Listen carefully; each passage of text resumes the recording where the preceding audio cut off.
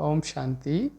आज बाबा के 18 मार्च 2021 के साकार महावाक्य है बाबा के सद्गुरुवार के। बाबा ने आज कहा, मीठे बच्चे याद में रहकर दूसरों को याद का अभ्यास कराओ, योग कराओ। कराने वाले का बुद्धि योग इधर उधर यदि भटकना नहीं चाहिए। जो योग करा रहा हो तो उसका अपना बुद्धि योग यहाँ वहाँ नहीं भटकना नहीं चाहिए, नहीं तो दूसरे जो सामने दूसरे आत्माएं भी जो योग लगा रही उनका भी योग फिर भटक जाता है। तो इसीलिए उसका योग परफेक्ट होना चाहिए।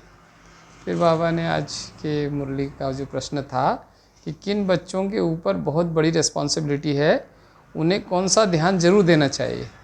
तो कौन से बच्चों पे बहुत बड़ी जिम्मेदारी है और उनको कौन सी बड़ी बात का ध्यान रखना चाहिए। फिर उत्तर में बाबा ने कहा, जो बच्चे निमित्त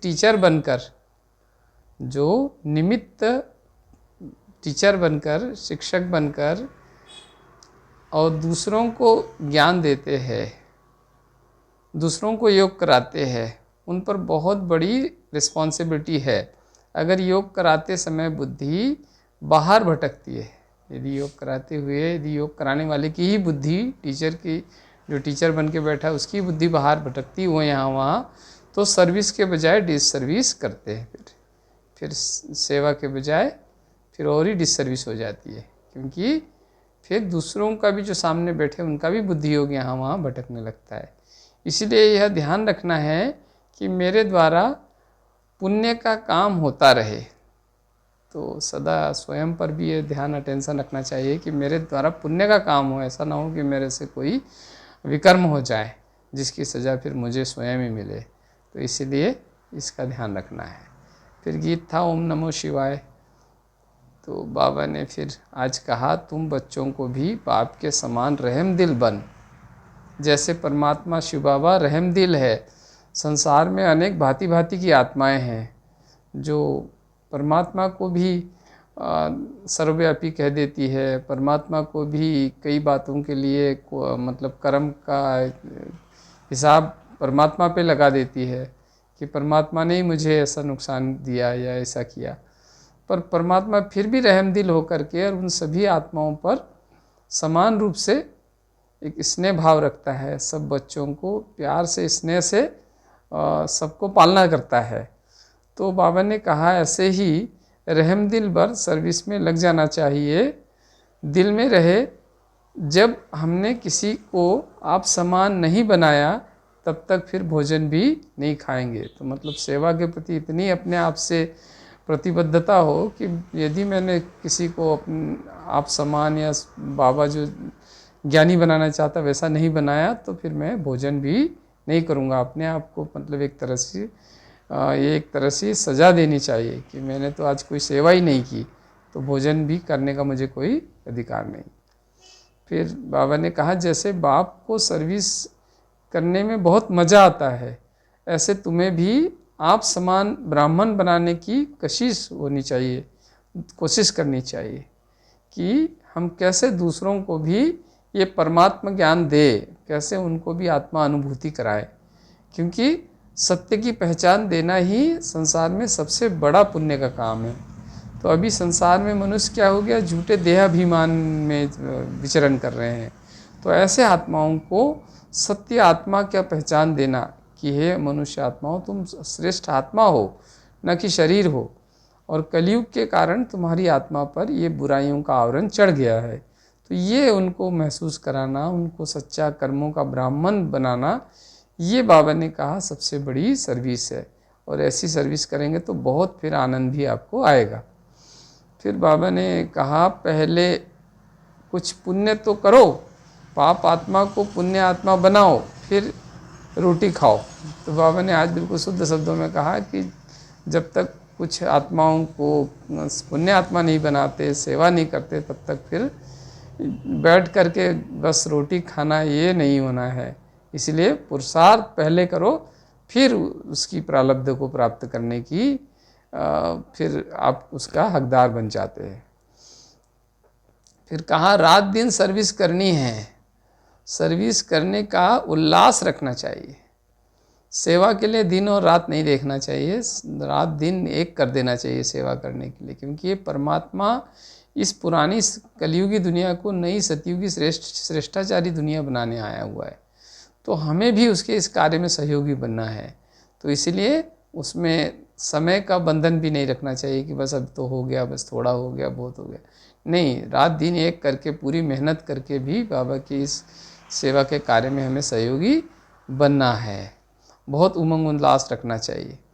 फिर बाबा ने कहा भले ही ब्राह्मण तो बहुत बन जाते हैं, परंतु कच्चे होने के कारण, पक्के ब्राह्मण नहीं होते, कच्चे ब्राह्मण रह जाते हैं, तो उसके कारण विकारों में जाते रहते हैं और फिर कहते हैं हम भी बीके हैं।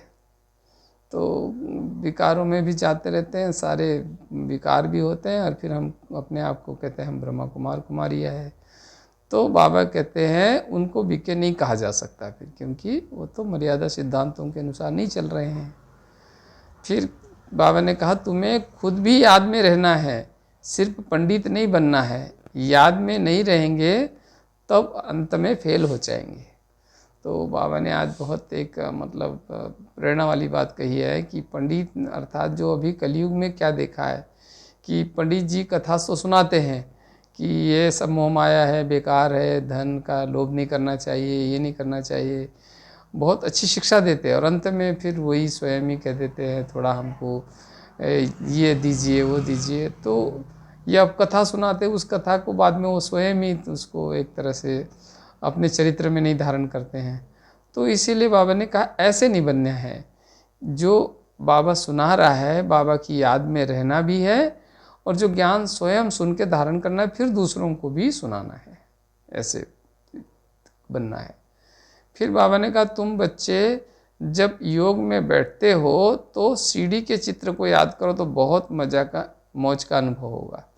तो सीढ़ी का चित्र ऐसा है मनुष्य के 84 जन्मों की उतरती कला किस तरह होती है, कि किस तरह से पहला जन्म लक्ष्मी नारायण, और फिर किस तरह 8 जन्म सतयुग में देवताओं के रूप में, फिर किस तरह से सूर्यवंशी देवताओं का राज्य चला जाता है, और फिर द्वापर युग में त्रेता युग में राम सीता का चंद्रवंशी राज्य आता है, फिर द्वापर में 12 जन्म लेने के बाद विक्रमादित्य का राज्य आता है, 21 जन्म तक ताम्र युग चलता है, फिर किस तरह से कलयुग लोह युग होता है जहाँ कलह कलेश हो जाता है, और फिर 9 राजा प्रजातंत्र हो जाता है।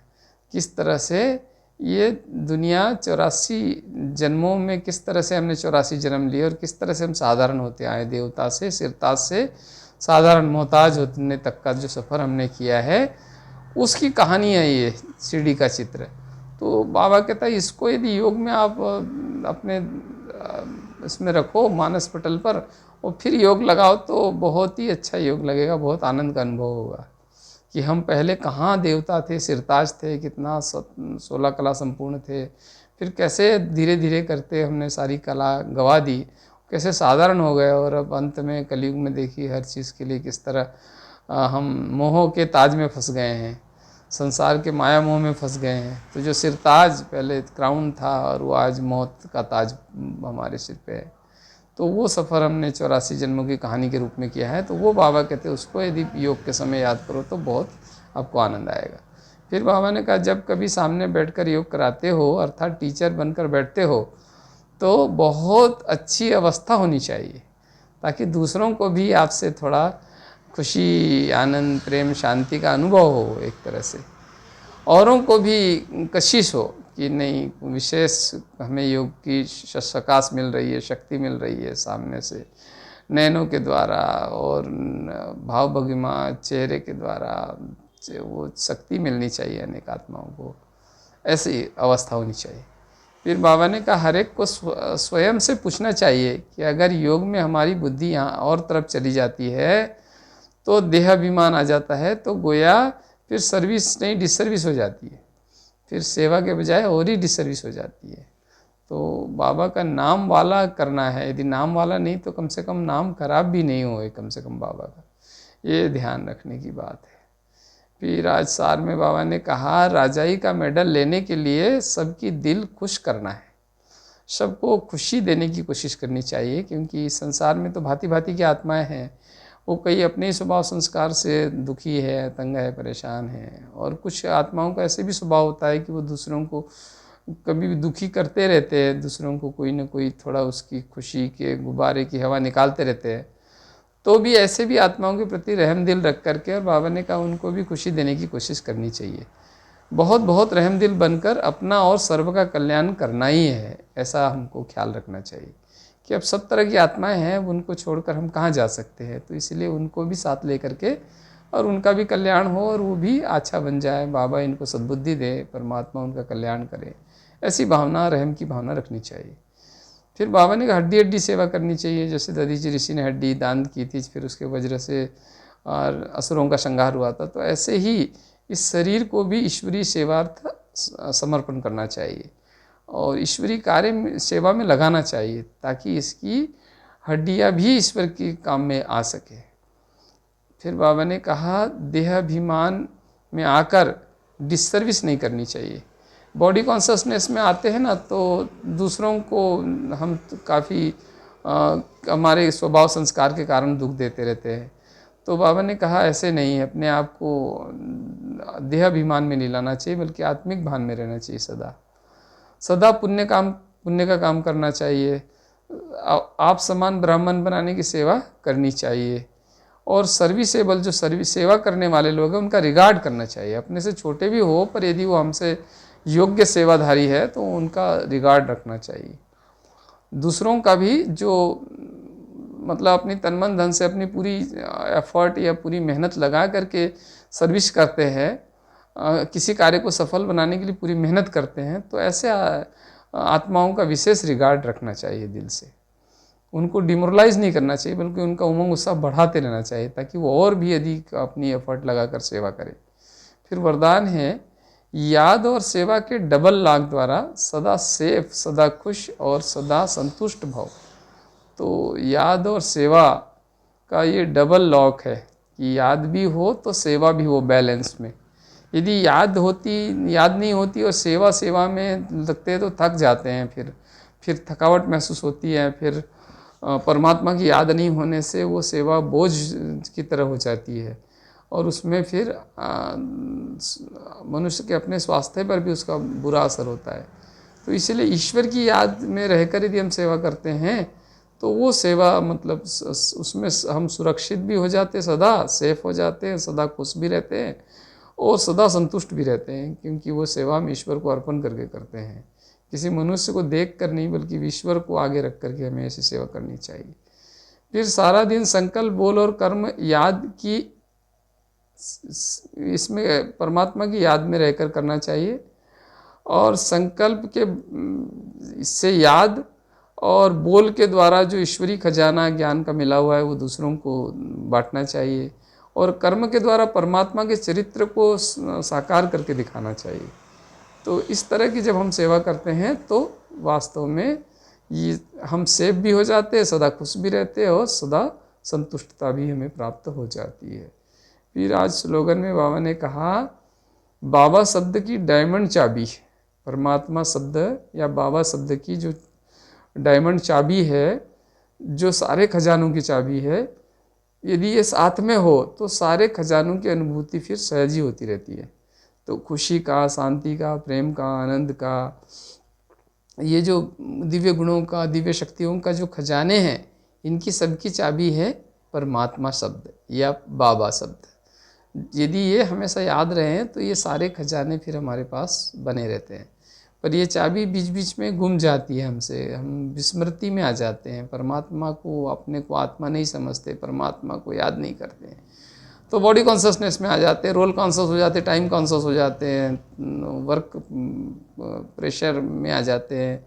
तो इस वजह से क्या होता है, ये चाबी हमसे गुम जाती है, परमात्मा की याद वाली चाबी। तो हमारी फिर अवस्था कमज़ोर हो जाती है, फिर हमारी खुशी गायब हो जाती है, फिर असंतुष्टता आ जाती है, फिर तनाव आता है, फिर दुख आता है, फिर अशांति आती है। तो इस तरह से यदि ये परमात्मा रूपी डायमंड चाबी जो है ये सदा साथ में रहे, तो हमारा खुशी का खजाना, फिर अनुभूतियों का खजाना भरपूर रहता है।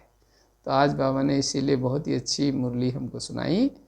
जिसमें बाबा ने विशेष कहा कि जो टीचर है उनकी बड़ी रिस्पॉन्सिबिलिटी है कि वो स्वयं भी थोड़े चुस्त दुरुस्त और बहुत अच्छी अवस्था वाले होने चाहिए, ताकि उनको उनको दूसरे बहुत सारे लोग फॉलो करते हैं, क्योंकि उनको देख करके बहुत सारे लोग सीखते हैं। इसलिए उनका जहाँ बोल भी अच्छा होना चाहिए, तो उनका संकल्प भी उच्च, दृष्टि भी ऊंची होनी चाहिए, तो उनका कर्म भी बहुत श्रेष्ठ होना चाहिए, ताकि उनके चरित्र से भी लोगों को शिक्षा मिले, उनके कर्म के द्वारा भी शिक्षा मिले, उनके बोल के द्वारा भी लोगों को उमंग उत्साह मिले, और उनके संकल्पों से भी दूसरों को रहम दिल और शुभ भावना शुभकामना के ही संकल्प दूसरों के प्रति हो। तो इस तरह से बाबा ने आज हमें ये मुरली के माध्यम से बहुत ही गहरी बात सुनाई है। ये गीता का गहरा ज्ञान है जो परमात्मा शिव निराकार द्वारा सुनाया गया है। तो इसीलिए ये बहुत श्रेष्ठ ज्ञान है, इसको हमें ध्यान से सुनना और फिर अपने ऊपर लागू करना है, ग्रहण करना है, धारण करना है, तभी हमारा कल्याण होगा। अच्छा, ओम शांति।